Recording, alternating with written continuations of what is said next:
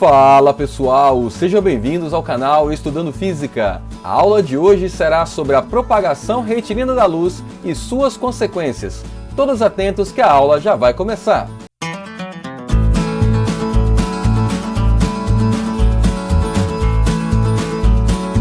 Antes de mais nada, garanta a presença clicando no like e se inscreva no canal para não perder os próximos vídeos. No vídeo anterior de introdução à óptica, vimos, dentre outras coisas, sobre as condições para a propagação retilínea da luz. Por isso, caso não tenha visto, clique no card que está aparecendo aqui em cima para conferir. O fato da luz se propagar em linha reta nos traz basicamente três consequências. São elas: a existência de sombra e penumbra, de eclipses e de câmara escura de orifício. Para falar de sombra e penumbra, nós vamos voltar a falar sobre tipos de fontes. Inicialmente, consideremos uma situação em que temos um local fechado com apenas uma fonte pontual iluminando o ambiente. Neste caso, colocamos um objeto opaco em frente a uma parede. Temos aqui uma parede e um objeto opaco entre a fonte de luz e a parede.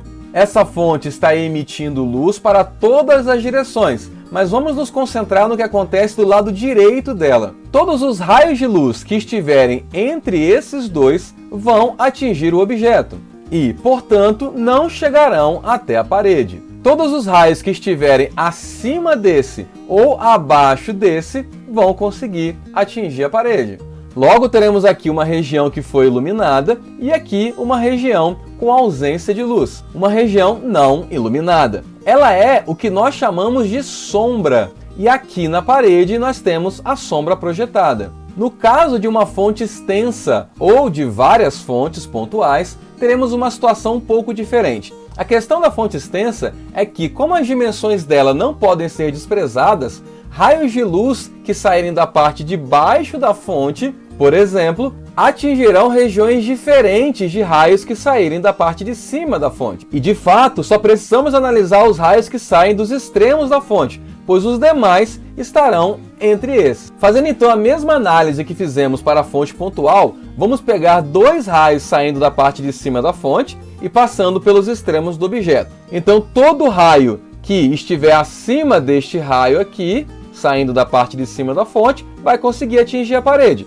Todo raio que estiver abaixo desse aqui também vai conseguir atingir a parede. Já os raios que estiverem entre esse e esse vão atingir o objeto. Quando fazemos essa mesma análise para dois raios saindo da parte de baixo da fonte, vemos também que teremos uma região então iluminada daqui para baixo, iluminada daqui para cima, e todos os raios que estiverem entre esses dois vão atingir o objeto. E, portanto, a luz não vai chegar na parede. Ou seja, a diferença dessa situação para a situação da fonte pontual é que agora eu vou ter aqui essa região de sombra, ou seja, de ausência de luz. Eu vou ter a região iluminada também, mas eu tenho essa região aqui, ó, que está recebendo apenas parcialmente a luz. É uma região parcialmente iluminada.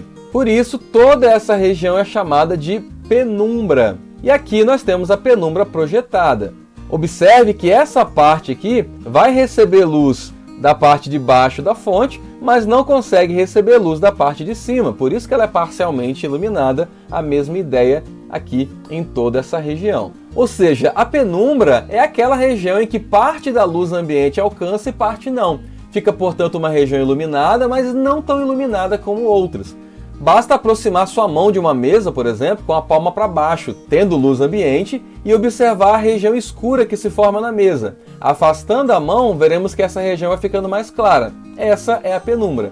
Na prática, basicamente tudo que nós estamos acostumados a chamar de sombra seria, na verdade, penumbra. Mas no dia a dia vamos continuar a chamar de sombra mesmo. O fenômeno do eclipse segue basicamente a mesma lógica do slide anterior, com a diferença de que a fonte de luz, nesse caso, será o Sol, que é uma fonte extensa. São basicamente dois tipos de eclipse, solar e lunar. No eclipse solar, quem está em algumas regiões do planeta deixará de ver o Sol, ou parte do Sol, durante o dia. Já no eclipse lunar, quem desaparece é a Lua. O esquema é basicamente esse. O eclipse solar acontecerá quando a Lua, girando ao redor da Terra, acabar passando exatamente em frente aos raios solares. Neste caso, teremos a formação tanto de sombra quanto de penumbra. Quem estiver nessa pequena região aqui de sombra, verá o eclipse total do Sol. Quem estiver nessa região aqui de penumbra, verá o eclipse parcial. Vale ressaltar que esses eventos só ocorrem porque a Terra não é plana, como gostam de afirmar hoje em dia, seja por ignorância simples ou por mau caratismo mesmo, pessoas que defendem esse absurdo. Aliás, nem a internet existiria se a realidade fosse como eles defendem cegamente, mesmo na ausência total de provas a favor e estando rodeados a cada segundo de provas contra as suas ideias. Já o eclipse lunar ocorre quando a Lua, em seu movimento ao redor do Sol, acaba passando exatamente atrás da Terra, ou seja, no cone de sombra. Assim, quem estiver na parte de trás do planeta, no caso durante a noite, deixará de ver a Lua, pois os raios solares não a atingirão mais. Como a Lua não é uma fonte primária, não possui luz própria, apenas reflete para a Terra a luz do Sol que a atinge. Então, se a Lua estiver aqui, por exemplo, a luz do Sol atinge a Lua, reflete para a Terra, quem estiver aqui consegue ver a Lua. No entanto, se acontecer dela passar exatamente nesse cone de sombra, ou seja, ficar escondida atrás da Terra, a luz do Sol vai atingir a Terra e, portanto, não vai chegar até a Lua, e nós deixaremos de vê-la. Enquanto a Lua está se movendo, entrando no cone de sombra, podemos ver ela desaparecendo, se o céu estiver favorável para isso. A última consequência da propagação retilínea da luz, então, é a existência da câmara escura de orifício.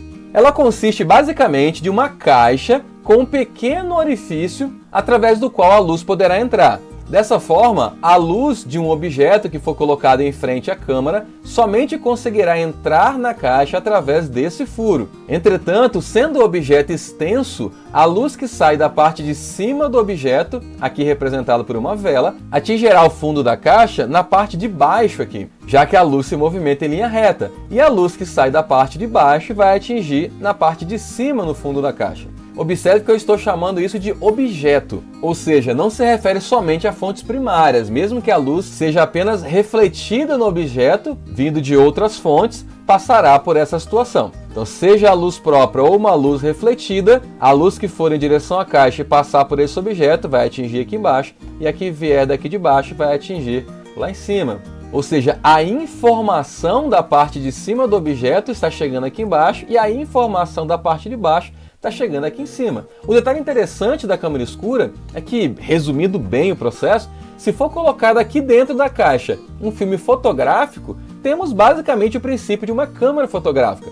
Eu vou colocar aqui em cima um vídeo do canal Manual do Mundo, onde o Iberê constrói um modelo desses, usando uma lata. Ficou muito interessante, vale a pena conferir. Outra forma seria na parte de trás termos um fundo de papel vegetal. Seria possível, então, olhando aqui de trás, ver essa imagem da vela de cabeça para baixo, como está mostrando essa figura. Outra possibilidade bem interessante é construir essa câmara com uma caixa de papelão suficientemente grande para que uma pessoa possa ficar sentada aqui, ó, dentro dela, olhando para essa parede aqui e vendo a imagem formada do que está aqui fora, também de cabeça para baixo. Eu vou deixar aqui em cima outro vídeo do Manual do Mundo, onde essa experiência é realizada. Nesses 3 exemplos de consequências da propagação retilínea da luz, temos também a possibilidade de fazer uma abordagem matemática. Todavia, em todos eles, nós basicamente utilizaremos semelhança de triângulos para resolver. No caso da câmara escura, por exemplo, ficaria assim: chamando de O a altura do objeto, de I a altura da imagem, de P a distância do objeto até a câmara escura e de P' o comprimento da câmara escura, podemos observar a existência de 2 triângulos que são semelhantes. Esse que pega a altura do objeto, vai até o furo na caixa e retorna para cá, e esse outro triângulo desenhado aqui. Bom, se são triângulos semelhantes, podemos relacionar esses 4 lados aqui da seguinte forma: O dividido por P é igual a I dividido por P', ou seja, a altura do triângulo maior está para o comprimento do triângulo, assim como a altura do triângulo menor está para o comprimento desse triângulo menor. Também daria certo se escrevêssemos O dividido por I, passando esse I para cá dividindo e esse P para lá multiplicando, né? O sobre I igual a P sobre P', ou qualquer versão né, que se baseie nessa original. Vamos então realizar 2 exercícios para ver como isso se aplica. O primeiro diz: um estudante de física observa a imagem de uma árvore formada em uma câmara escura. Com o objetivo de definir a altura da árvore, o estudante posiciona a câmara de 20 cm de comprimento a uma distância de 30 metros da árvore. Se o tamanho da imagem obtida pelo instrumento foi de 10 centímetros, qual era a altura da árvore? Basta então utilizar a relação que a gente acabou de obter.